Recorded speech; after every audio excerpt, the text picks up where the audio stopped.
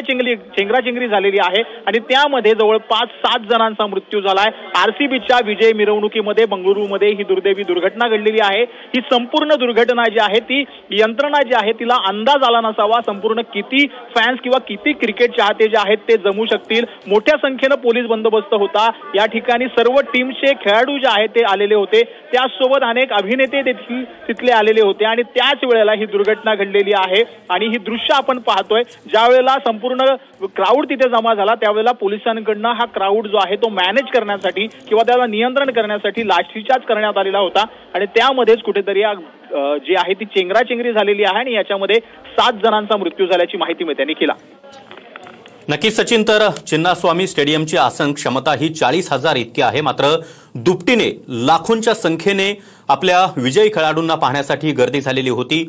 चिन्नास्वामी स्टेडियमच्या gate number 1 परिसरामध्ये ही चेंगराचेंगरी झाल्याची माहिती मिळते।